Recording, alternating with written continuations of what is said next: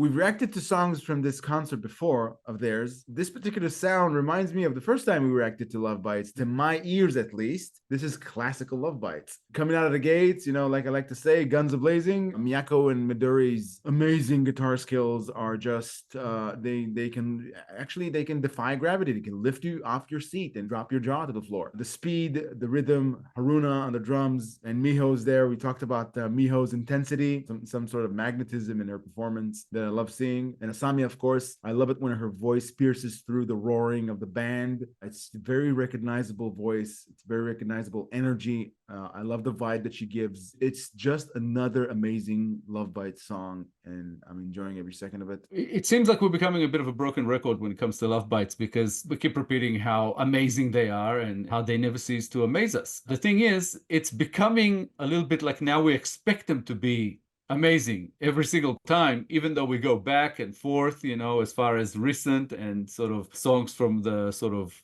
past, I guess, with Miho, with Fami, and we love each and every one of them, each song, and obviously both Fami and Miho. It's great to see Miho every now and again, I have to say, even though Lovebites have changed with sort of the new lineup, and maybe for the better. I don't know. I still love seeing Miho because there's something about her presence and the way she plays is just amazing, and I just love seeing her. And again, that takes nothing away from Fami. I think Fami is absolutely amazing as well. Just completely different energy. They're doing what we've become accustomed to, what we expect them to do. They're just fantastic. And again, like you said, we've seen this concert before, just different songs, and there's no drop off in quality. It's always fantastic, and I appreciate the fact that requests keep coming in for songs that we haven't covered yet, so we get to discover them, which is amazing every time.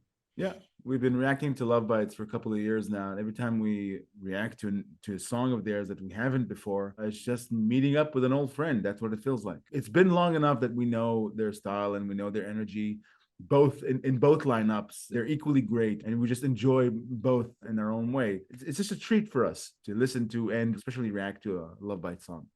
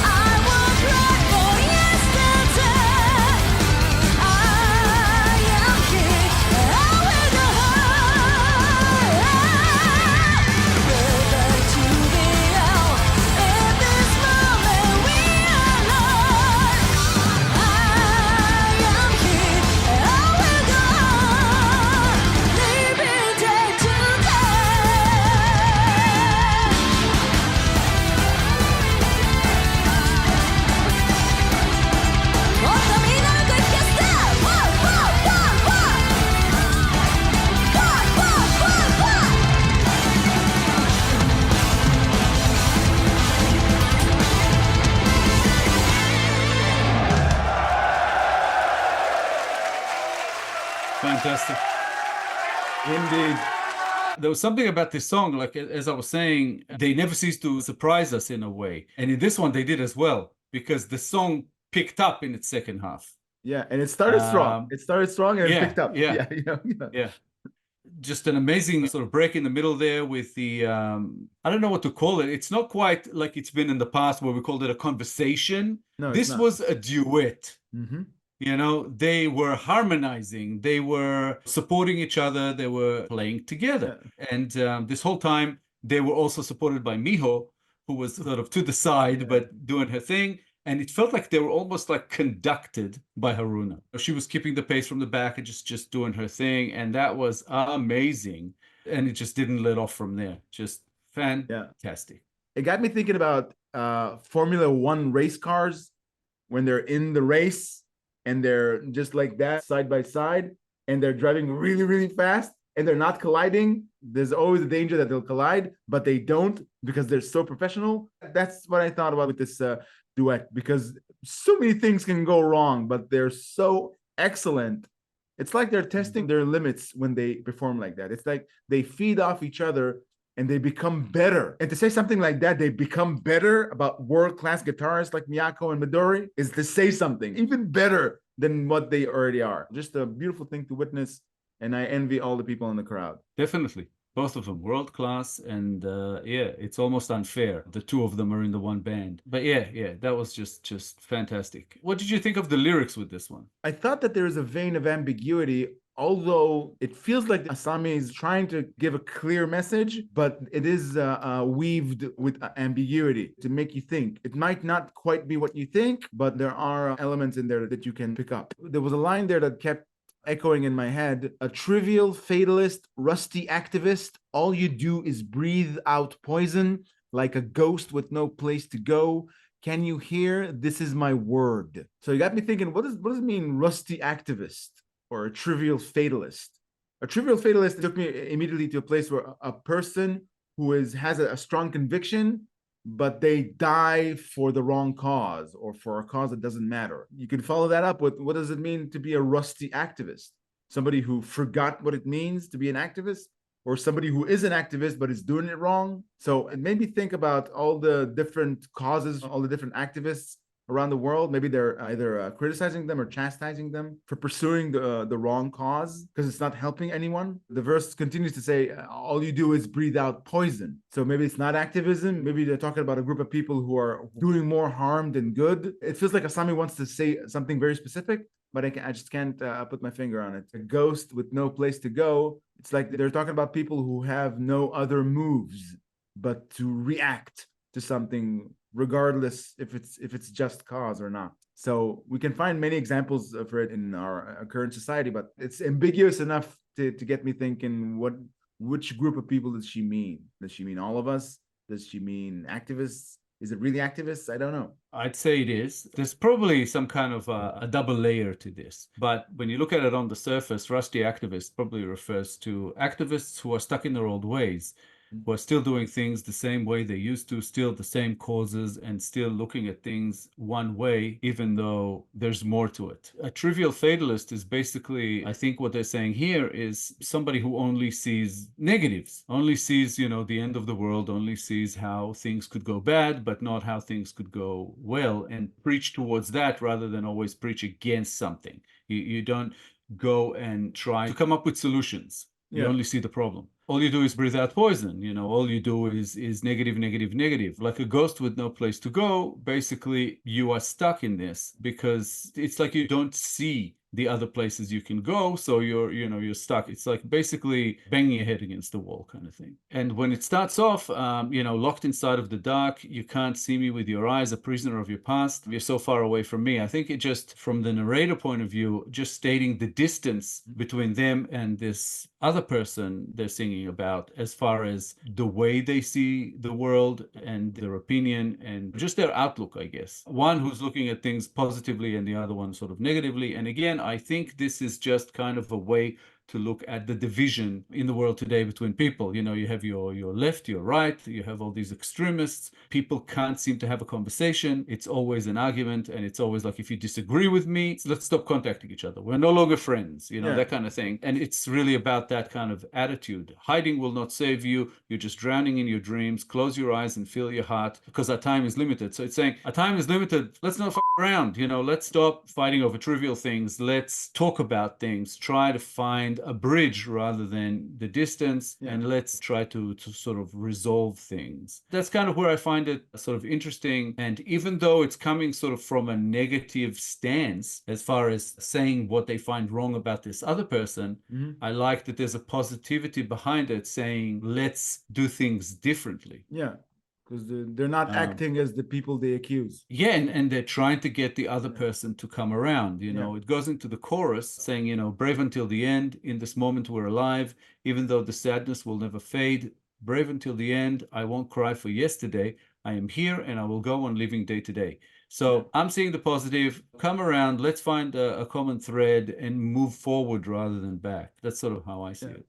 Because when you have a positive approach, you are in a disposition to find solutions. But the people who spew poison, there's something disingenuous about their cause, because they're at war with the establishment or whatever they took upon themselves, because it gives them a sense of mission. And because they're not actively working on solutions, you kind of realize, or you deduct, that they don't really care about the cause that they're fighting for. It just gives them a sense of significance. It gives them a sense of worth, protesting against those things that they don't believe in a sense, virtue signaling. Yeah, and I get the feeling that this song was kind of written in the midst of COVID, or at least maybe it was written before, and it was sort of, I guess, when they performed it when COVID hit, then it got a new meaning or something like that. Even some of the lines kind of throw me there. We're all in solitude, even with a fragile heart, your true face under a mask. No one knows who you really are, a trivial fatalist, rusty activist.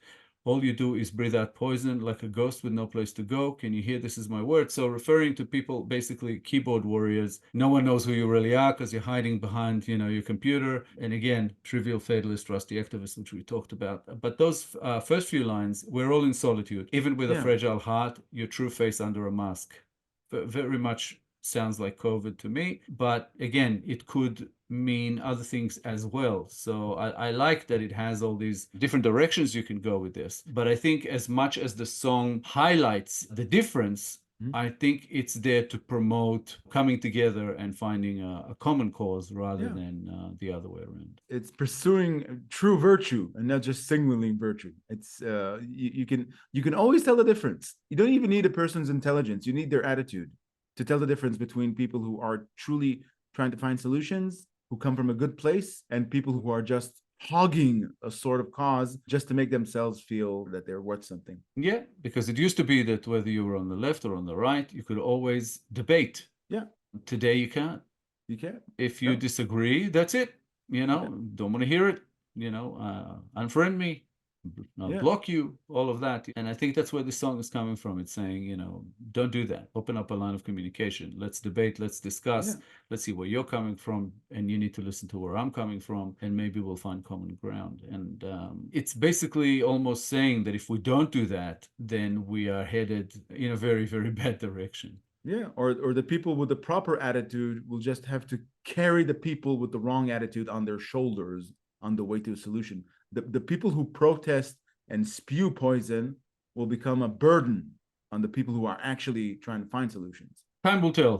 The world at the moment is all over the place, so I don't know where this will go, but I kind of like the message in this. I definitely find a lot that I really agree with. But again, going back to the music of it, amazing band. I just love listening to them every time. You know, you said this earlier, that it feels like, you know, revisiting an old friend. Lovebites have become that. They are one of our sort of most reacted to bands since we started doing this thing. And we love reacting to them every time. Very much part of the Wolf Pack. We're big fans, and we'll definitely continue to be. Thanks again, Dan. We appreciate this request. We appreciate the support. You've been absolutely amazing, and we hope you'll continue to be, because we are loving your requests. Thanks a lot. Yeah, thank you, Dan, for allowing us to meet up with our old friend again. We love Love Bites. Please, more like this. Thank you very much. Much appreciated. If you enjoyed this episode, guys, please be sure to like, subscribe, comment, and click the little bell icon so you'll get notified on all our future videos. If you have a request you'd like bumped up the line, please make it through Buy Me a Coffee. All contributions are, of course, very much appreciated. Thank you all for sticking with us. Thank you all for your time. Thanks a lot, guys. We appreciate the support. As always, we'll be back in a couple of days with a new episode, and we hope to see you all then. Thanks, guys. See you soon. Bye, guys.